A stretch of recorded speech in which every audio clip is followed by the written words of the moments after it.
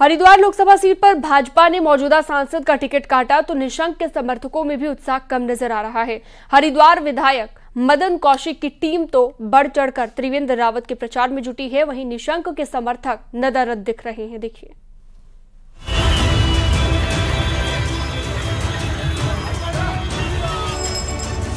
पूर्व मुख्यमंत्री त्रिवेंद्र सिंह रावत को हरिद्वार लोकसभा सीट से बीजेपी ने टिकट दिया तो न सिर्फ त्रिवेंद्र रावत का 3 साल का राजनीतिक संन्यास खत्म हुआ, बल्कि उनकी कैबिनेट में सबसे कद्दावर मंत्री रहे मदन कौशिक को भी राजनीतिक संजीवनी मिली है।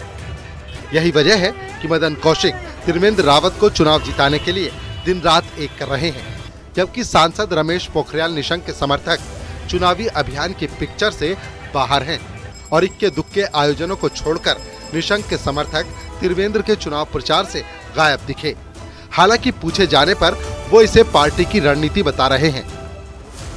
हमारे यहाँ सब कोई गुट नहीं है, सब लगे पड़े। अपनी विधानसभा में जाकर देखो, मैं अपनी विधानसभा में हूँ, दूसरे अपनी विधानसभा में होंगे। हर विधानसभा कार्यक्रम होता है, दूसरी विधानसभा में दूसरे लोग लगेंगे। निशंक जी का कोई गुट नहीं है। निशंक जी का गुट भारतीय जनता पार्टी है और निशंक जी की जो पूरे कार्यकर्ता हैं भारतीय जनता पार्टी के, वो पूरी तल्लीनता के साथ चुनाव में लगे हुए हैं।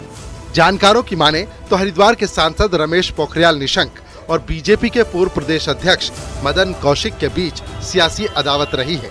समय समय पर निशंक और मदन के बीच की गुटबाजी हरिद्वार में देखने के लिए मिलती रही है। इसीलिए त्रिवेंद्र सिंह रावत के हरिद्वार का सांसद बनने से मदन कौशिक और उनके समर्थकों को राजनीतिक लाभ होना तय है। त्रिवेंद्र राजू जब टिकट मिला तो मदन कौशिक और उनके समर्थकों में बहुत उत्साह आया और जो उनके चेहरे बुझे हुए थे उनमें रौनक आ गई।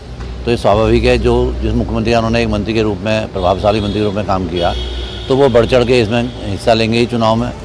राजनीतिक दल चाहे कोई भी हो, नेता कभी ऑन कैमरा गुटबाजी की बात को स्वीकार नहीं करते हैं। हालांकि हरिद्वार में कई मौकों पर सांसद और हरिद्वार विधायक के बीच सियासी खींचतान के नजारे देखने को मिलते रहे हैं।